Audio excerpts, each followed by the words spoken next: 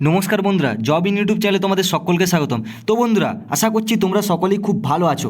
বন্ধুরা, তোমরা হয়তো অনেকেই জানো যে মার্চ মাসের 5 তারিখ জল দপ্তরে নিয়োগের একটা কিন্তু ভ্যাকেন্সি বেরিয়েছিল, ঠিক আছে। তো তোমরা যারা যারা সেখানে কিন্তু সেই সময় আবেদনটা করনি, তোমরা কিন্তু এখনও আবেদনটা করতে পারবে এবং কিন্তু আর হাতে বেশি দিন সময় নেই। তোমাদের হাতে কিন্তু মাত্র 2 দিন সময় আছে।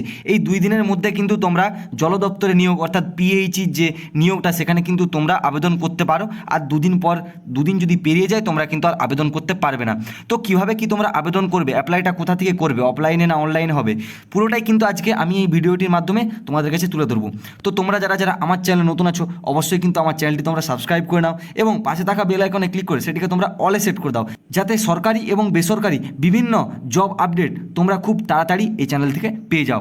তো এখানে এরপর দেখে নেবো আমরা যে তোমাদের কোন পদে নিয়োগ করানো হচ্ছিল, ঠিক আছে। সেখানে তোমরা দেখতেই পাচ্ছ advertisement for recruitment of the post assistant engineer civil, ঠিক আছে। তোমাদের যে পিএইচই অর্থাৎ পাবলিক হেলথ ইঞ্জিনিয়ারিং ডাইরেক্টরেট যে তোমাদের ডিপার্টমেন্টটা, সেখানে তোমাদের কিন্তু অ্যাসিস্ট্যান্ট ইঞ্জিনিয়ার সিভিলে কিন্তু তোমাদের নিয়োগটা করানো হচ্ছে, ঠিক আছে।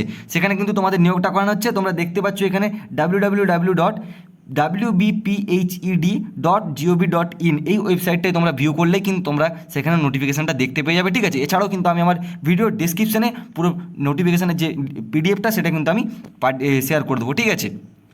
তো তোমরা এখানে টোটাল তোমাদের পোস্ট কটা আছে না, টোটাল পোস্ট কিন্তু তোমাদের এখানে 13টি টোটাল পোস্ট রয়েছে, ঠিক আছে। এবং পুরোটা কিন্তু কন্ট্রাকচুয়াল বেসিসে কিন্তু তোমাদের চাকরিটা হবে, ঠিক আছে। এবং সেখানে তোমাদেরকে অ্যাসিস্ট্যান্ট ইঞ্জিনিয়ার সিভিলে কিন্তু তোমাদেরকে নিয়োগটা করানো হচ্ছে, ঠিক আছে।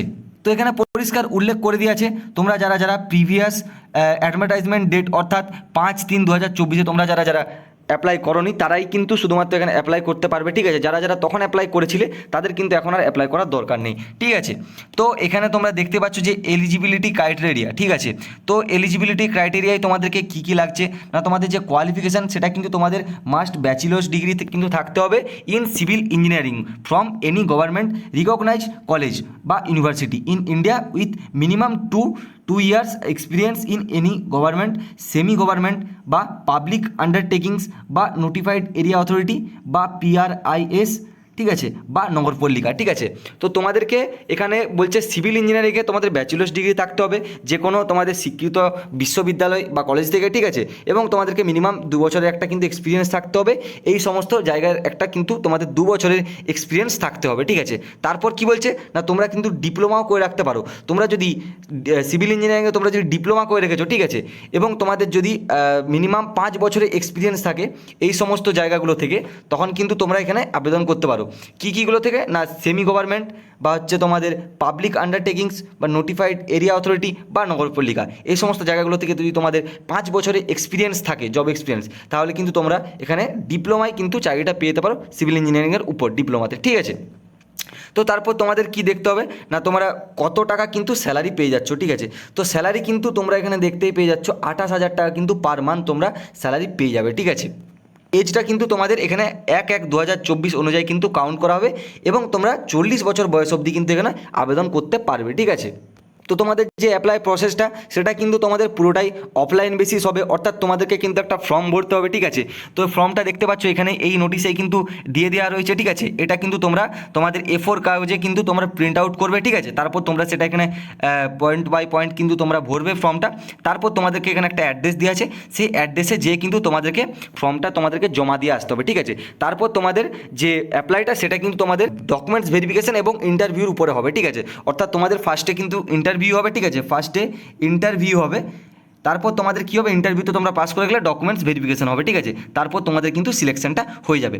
তো তোমরা এই ফর্মটা এখানে অ্যাপ্লাই করার পর তোমরা দেখতেই পাচ্ছ এখানে যেই তোমাদের নাম্বার সিরিয়াল নাম্বার তোমাদের দিয়ে দেওয়া হয়েছে কোন কোন ডকুমেন্টসগুলো তোমাদের লাগছে, ঠিক আছে। যেমন ধরো এখানে তোমাদের দেখতে পাচ্ছ ফাদার্স নেম, ঠিক আছে, ডেট অফ বার্থ, এখানে এজ লাগছে, ঠিক আছে। এবং তোমাদের যে মোবাইল নাম্বার সেটা কিন্তু এখানে লাগছে, ঠিক আছে, হোয়াটসঅ্যাপ নাম্বার, ইমেল আইডি, এছাড়াও তোমাদের যে এডুকেশন কোয়ালিফিকেশান সেটা কিন্তু এখানে লেগে যাচ্ছে, ঠিক আছে। তারপর আদার্স কোয়ালিফিকেশানে যদি তোমাদের কোনো আদার্স এক্সট্রা কোয়ালিফিকেশান সার্টিফিকেট থাকে সেটাও কিন্তু তোমরা দিয়ে দিতে পারো। এছাড়াও তোমাদের কিন্তু ওয়ার্ক এক্সপিরিয়েন্সের কিন্তু কোনো যদি সার্টিফিকেট থাকে তোমরা সেখানে কিন্তু দিতে পারো। এবং পুরোটাই কিন্তু এই যে তোমাদের অ্যাপ্লাইয়ের যে পেজটা হবে সেটার সঙ্গে সেলফ অ্যাটেস্টেড থাকতে হবে, ঠিক আছে। সেলফ অ্যাটেস্টেড করে তোমরা কিন্তু এই অ্যাড্রেসটা, ঠিক আছে, এখানে যে অ্যাড্রেসটা দেওয়া আছে তোমাদেরকে দেখিয়ে দিচ্ছি। Application with related documents may be submitted in the drop box in all working days only, ঠিক আছে।